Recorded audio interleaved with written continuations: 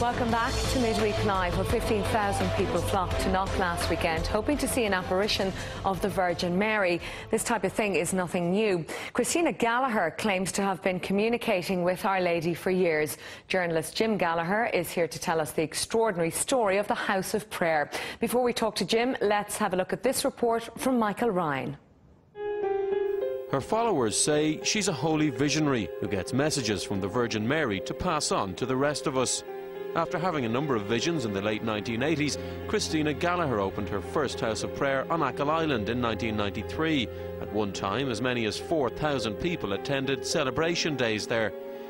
The house's spiritual director, Father Gerard McGinnity, was a once revered priest who came on board after Christina told him Mary had come to her and spoken of "my son Gerard." Fundraisers followed and all sorts of religious paraphernalia were up for sale at the house. Midweek has obtained this footage of Christina in one of her trances, which often last for several minutes. Followers watch in awe as the star attraction does her thing. The House of Prayer was so popular, there's now 7 of them, including 5 in the US and 1 in Mexico City. But a new book says it's all a money-making sham, designed to persuade people like 89-year-old Donegal man Tim McCarry into donating their life savings. In his case, €70,000. The book says Christina Gallagher has gone from ordinary housewife and mother to Lady of the Manor, with a €4 million mansion set on 1.2 acres in the plush Dublin suburb of Malahide. Midweek paid it a visit with the book's author, Sunday World journalist Jim Gallagher. So Jim, how did Christina actually fund the purchase of this house? Well, the property was bought after a huge fundraising expedition around Ireland. There was prayer meetings where hand-picked donors who'd given money in the past. It wasn't actually made clear to them what the money was for, but they thought they were doing Our Lady's work. These were all very religious people. So then at one meeting in Mullingar, for instance, €1.8 million was pledged just at that one meeting. Christina enjoys BMWs, designer clothes and jacuzzis, and relies on donations to fund her lavish lifestyle. She also has another house in Mayo and bought homes for her 2 children. Jim says the blackboard was put up over the gates at her Dublin mansion within the past year, but we can still get a glimpse through the cracks. Do we have any idea, you know, down through all the years, how much money she's actually collected? It could be millions, there's no way of saying. I mean, donations came into the House of Prayer in cash. Christina Gallagher opened the mail herself. She used to have there was one manager there, only lasted 5 weeks because he was so shocked that she refused to let him even open the mail. It was her only joy. Michael Morrissey and his wife Betty, who live on the Cork-Waterford border, handed over around €100,000 during a 10-year period, and they're just one example. After failed attempts to contact Christina at the House of Prayer on Achill, I tried to see if anyone would come out to talk to us in Malahide, but there was no answer. Jim says that's nothing unusual. I've been here, ringing the doorbells, and somebody coming out said there was no such person who lived here. Same with Father McGinnity. I went up to his place in County Louth, refused to open his mouth. I was asking him questions, he just got in his car. I was just saying, can anybody explain where all this money comes from? How can she be living a lifestyle of a millionaire? I mean, Ronan Keating and one of the Westlife boys lives on this estate. I mean, she's rubbing shoulders with pop stars.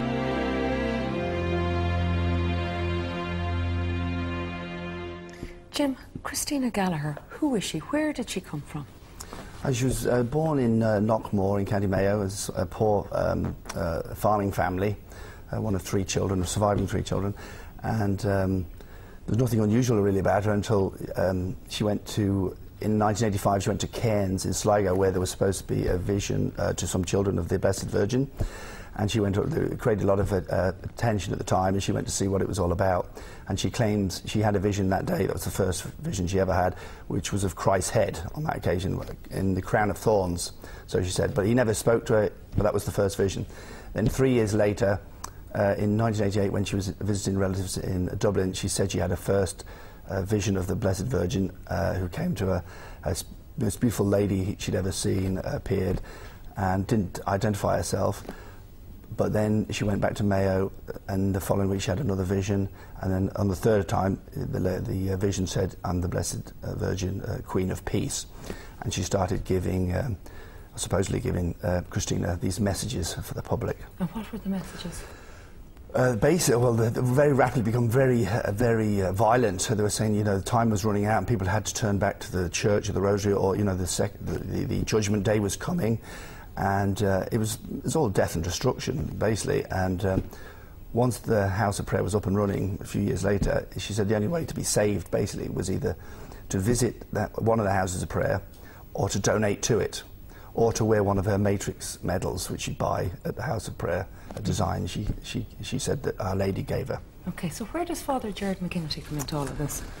Well, soon after she began having these supposed visions, she was introduced to Father McGinty, who was a well-known priest for having a huge interest in visionaries.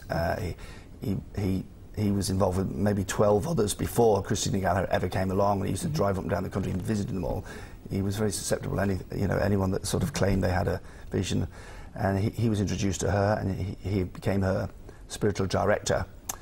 And soon after that, she said that she'd had a vision that Our Lady wanted a little house of prayer somewhere in Ireland, and that my son Gerard, as she calls Father McGinty, would help her find one. And so they found the premises in Achill, a disused convent. Of course, the fundraising appeals then began to buy it and to do it up. And when it was built, then there was another appeal for an extension because it wasn't big enough. And when then there was appeals for different things. You know, there was supposed to be a house of prayer in each province in Ireland, and there were fundraising meetings all over the country, but they never got built, so money was donated. OK, so how did it work? Was it cash donations that they were looking for? Well, the House of Prayer, people pay, the people, first of all, who go there on buses, they would put money in envelopes, they would donate when they were in the House of Prayer, but... souvenirs? Yeah, in the shop they would sell a huge variety of things, from pictures and rosaries. And this matrix medal that she said Our Lady wanted, yeah, that was being sold? Yeah, and that would be sold. Father McGinty would take hundreds with him wherever he went to prayer meetings in England and Ireland, but then there were much bigger donations being sought from particularly wealthy supporters.